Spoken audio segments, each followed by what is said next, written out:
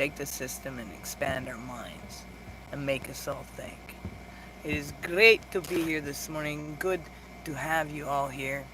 So, we have a great one to discuss this morning, but before we get going, let's all take a deep breath and take and hold and release. Breathe in, hold, let go. Let the shoulders relax. Let those jaws unclench. Let's put our hand on our heart. Say body and mind and soul and fallen mindset. Deactivate, turn off. And we say creator mode. Fully activated. Fully on.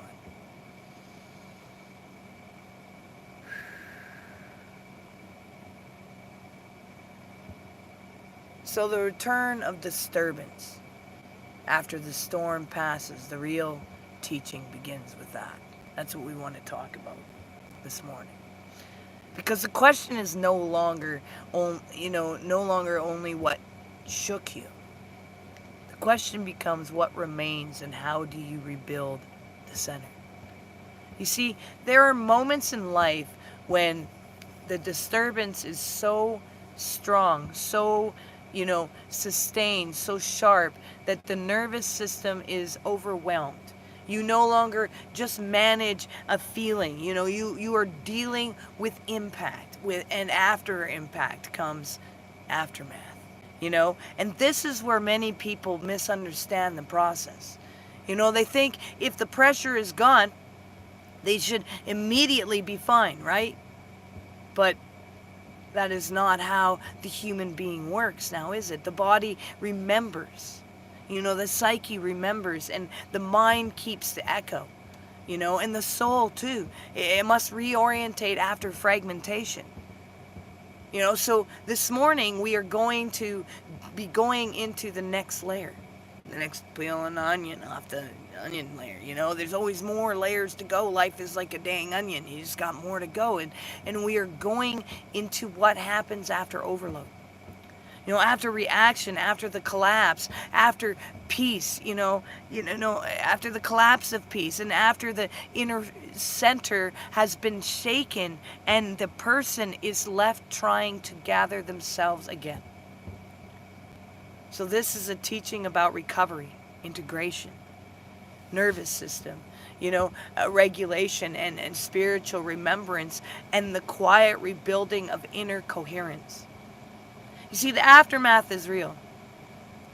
A storm does not end the moment the sky clears. It affects remains. Branches are broken and water has risen and the ground has shifted and the air still carries the memory of wind. I had a shaking like no tomorrow the other day. And I didn't even do anything. It was nothing more than the imagination of one person's mind, which really shows the mental incapacity that they have to even be coherent in thinking or to bringing anything to solve, which is a dangerous mix. When someone gets their mind so lost that they create an imagination that doesn't even exist, but they make others believe it is real, to the point they want to come down with a gun, but what happens is life hits them first. It says, no, you ain't doing that. See, the universe takes care of us, which we need to understand is we are mirrored images of one another. And when you have that much seethingly hatred within your soul to want to go after something that is visibly well known to not be that kind of a being,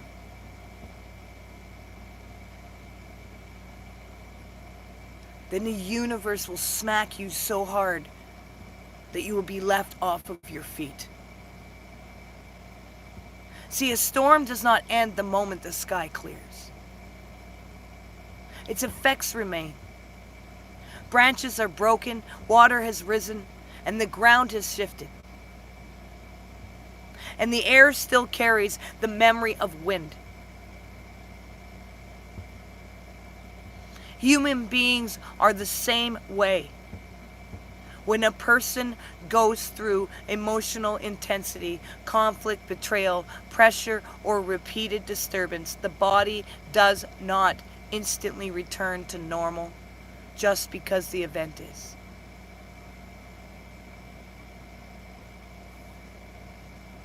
Just because the event is over, the system needs time to settle.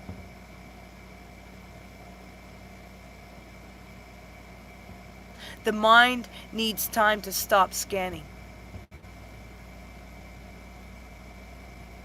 And the heart needs time to stop guarding. The breath needs time to soften. And this is why recovery matters so much. Because a lot of what people call moving on is really just suppression. They return to work, they return to routine, and they return to social performance. But inside, the system is still braced. The center has not yet returned. And if the center has not returned, the person is not really home yet. The body holds the storm. And one of the deepest truths in psychology and neuroscience is that the body holds experience. Not just mind. The body. And that means stress is not merely an idea, it is embodied. The shoulders tighten, the jaw locks, the stomach contracts, the breaths shorten, the chest hardens, and the nervous system stays on alert, and the body continues the conversation even after the event is over. And this is why many people cannot simply think positive their positive way out of disturbances. The body is still carrying the signal and is trying to shout out and say, hey, will you solve this? And if the body is still carrying the signal, then the healing must begin there too. You know, not by fighting the body, not by shaming it, but by listening, by slowly slowing down enough to notice what it is saying. By giving it safety, rhythm, breath, rest, and space. Hi. The mind after stress, the mind after intense stress often becomes repetitive. And it replays what happens. It imagines what could happen. And it tries to make sense of the event. It tries to protect against future pain. It builds stories. It analyzes. It rehearses. It replays. And this is the mind trying to regain control. But control is not the same as understanding. You know, sometimes the mind keeps spinning because it thinks it can just solve the event. It will feel safe again. But the real issue is not always the event itself. It sometimes is the real issue is the loss of internal safety. And sometimes the mind is not trying to solve a problem. It is trying to restore order. And Carl Jung and the psyche, Carl Jung understood that the psyche wants wholeness. It does not actually want endless fragmentation. But before wholeness can come, the pieces that have been split off must be faced. You know, he understood that what is repressed returns. What is denied returns, and what is not integrated returns. And after the storm, the repressed material often rises to the surface. And that is why people can feel more emotional, more sensitive, more reactive, and more tired after a period of conflict or overload. You know, the psyche is not failing. It is processing. And Jung's work reminds us that healing path is not about pretending it to be above the shadow. It is actually about making the conscious unconscious. or the unconscious conscious is what I meant to say right there. I had that totally upside down. My brain went and flipped and went, whoa, what up? No, but it's about making the unconscious conscious. It's about letting those parts know, hey, this is the real truth. You know, it's about bringing what was shaken back into relationship with awareness. You know, for me, it was just shaking. Yeah, the person dropped and had a stroke, so they didn't get to blow my head off or anything, but the fact was they came to do that. Over made up BS that they created in their mind that doesn't even exist, that is not even real. And the craziest thing is that they have pawns that were around them instigating and creating the mess in their mind. So if they want to say, oh, you should feel guilty for making it appear, no, you should feel guilty for continuously feeding the BS. For trying to just feel accepted yourself so that you could have someone like you, so that you could do whatever that you would want to cause that much chaos. That now the one who probably was the one person who would have been there no matter what for you at the end of the day will never step foot near your tent again. Because the body remembers. And it goes, no, that's not safe. You are not safe. You are disturbance of chaos. And disgusting. It is about bringing what was shaken back into relationship with awareness. And that is how the center is rebuilt, not by force.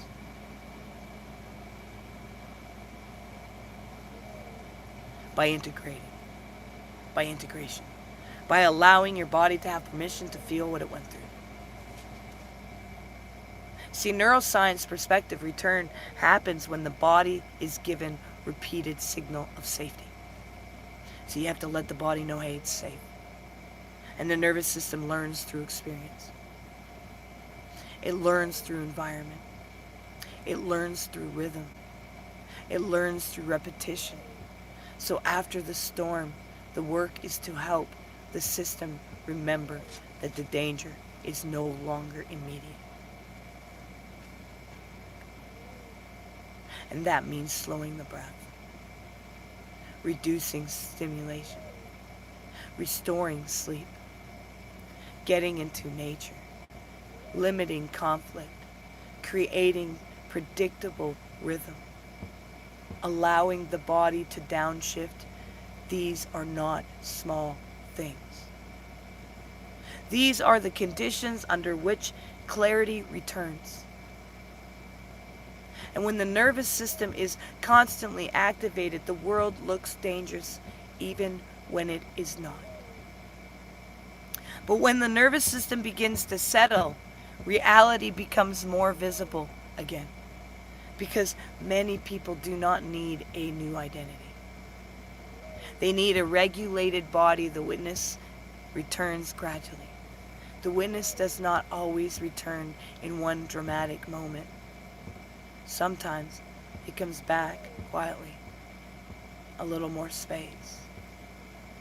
A little more breath. A little more ability to observe without immediate reacting. A little more distance from the emotional wave. A little more capacity to sit with what is. And the witness is not the part of us that denies pain. The witness is the part of us that can stay present with pain without becoming consumed by it. And that's why the witness is so powerful. It can experience without collapsing into experience. It can observe grief without becoming grief.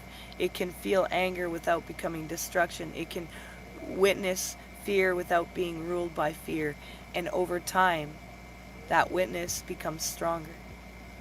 Nature teaches restoration.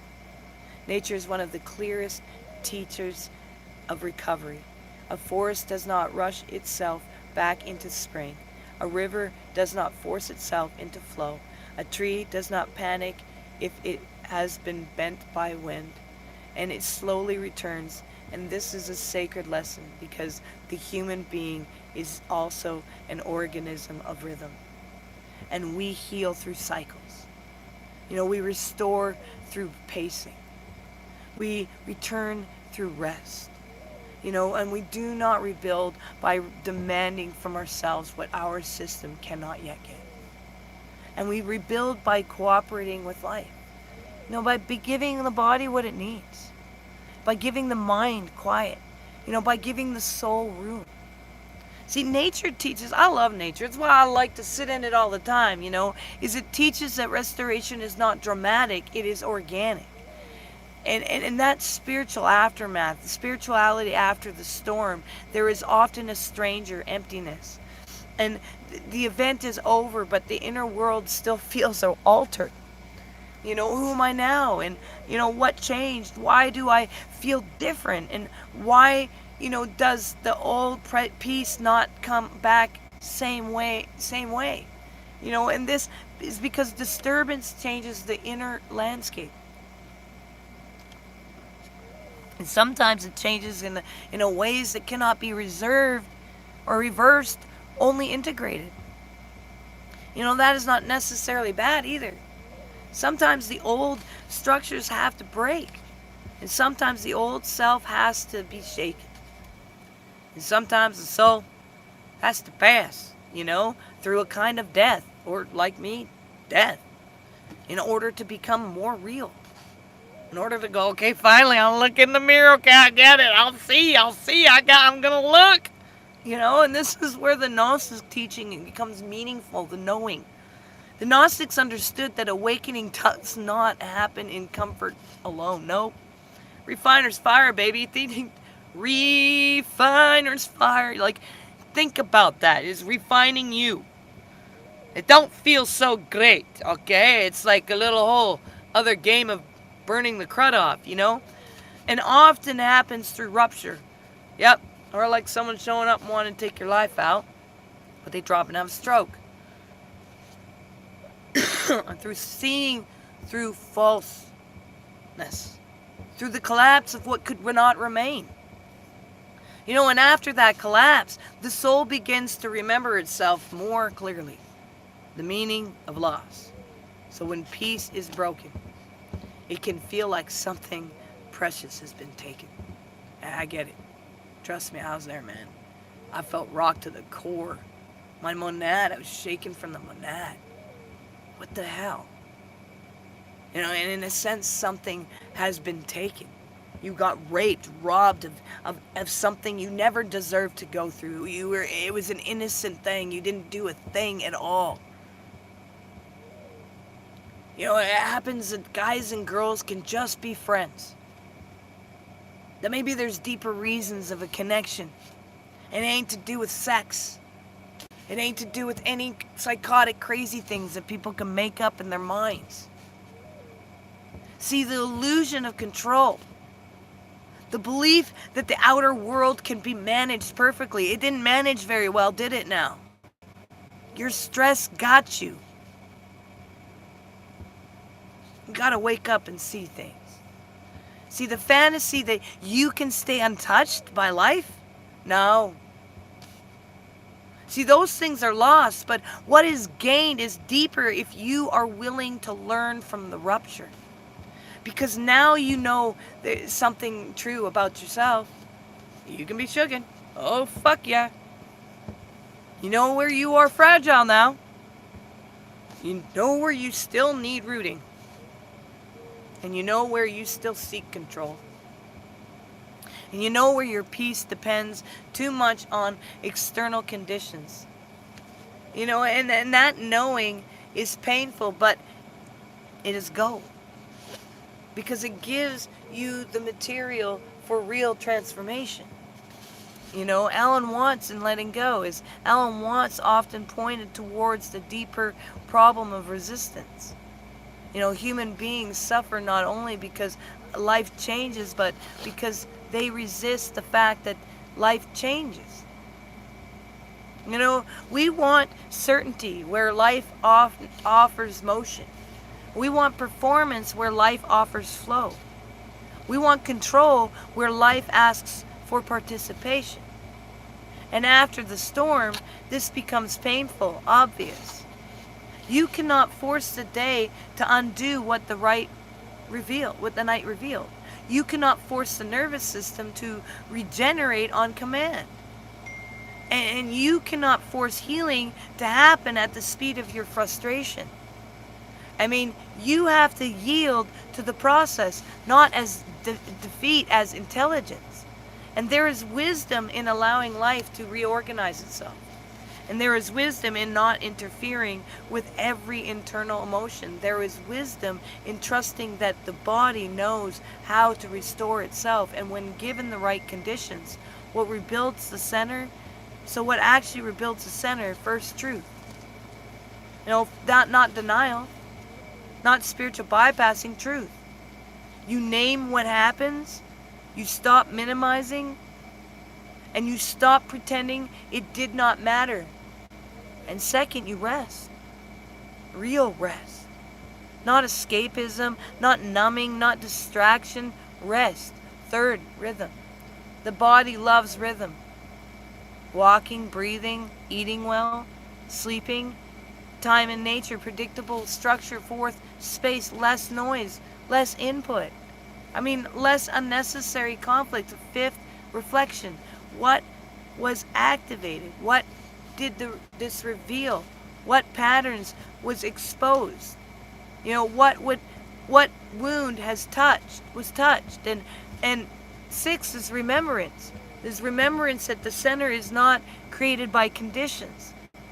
It reveals them. It's revealed through them. That's what it is. And the trauma has lost safety. Sometimes what makes the aftermath so difficult is not just what happened. It is the loss of internal safety. And when a person has been deeply shaken, the world can feel unfamiliar. Everything feels slightly more charged, and the system is on edge.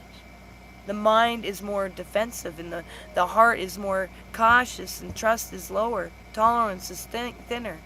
And this is not weakness. This is a nervous system that has been through too much. And what it needs is not judgment, it needs repair.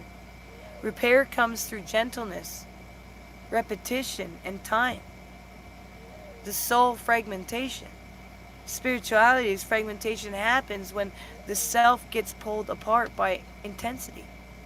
One part wants to run, one part wants to fight, and one part wants to hide, and one part wants to collapse, and one part wants to pretend everything is just fine. And one part wants to disappear. And this internal splitting is very human, but the healing work is to bring the parts back into relationship. To stop abandoning yourself into the middle of your own distress. And to stop splitting off from what you feel. And it's to sit with yourself long enough that the divided parts begin to trust that you will not leave. And that is how coherence returns. The power of presence. Presence is not just a nice idea. Presence is medicine. And see, when you can stay present with what is happening without immediate becoming identified with it, the body begins to settle. And presence tells the system, I am here. Presence tells the soul, you are not alone. Presence tells the mind, you do not have to solve this right now. And presence creates the conditions under which the storm can pass through without destroying the house. And that is why presence is not passive. It is stabilizing. It is restorative. It is protective. In the deepest sense, the return to simplicity is after the storm. Life often becomes simpler. Not because everything is easy, but because that essential things become visible. Breath, stillness, walking, listening, nature, food, sleep, safe people, quiet truth. These become sacred again because when the center has been shaken, simplicity is no longer boring. It is holy. So what happens after the storm is the body remembers, the mind replays, and the heart protects, and the soul waits. And if you stay with the process, if you give yourself the grace to recover, if you stop demanding instant perfection, then something beautiful happens. The center begins to return not as an idea, as a lived reality. You breathe differently, you see differently, you respond differently, and you no longer need the world to be perfect in order to remain aware. You no longer need the storm to be gone in order to know yourself. You begin to understand that peace is no longer a fragile state that can only survive ideal conditions. Peace is a deeper order, a deeper alignment, a deeper coherence that can, rebuild, strengthen, and live again. And that is the real path. Not never being shaken, not knowing how to return, not never breaking, but knowing how to integrate. Not ever losing your center, but learning how to find it again and again until it becomes home. That is the teaching after the storm. That is how the center is rebuilt. And that is how the soul remembers itself. And that is how peace becomes stronger than pressure. Never forget that, you guys. All right, well, peace and love. We'll catch you guys next time, all right?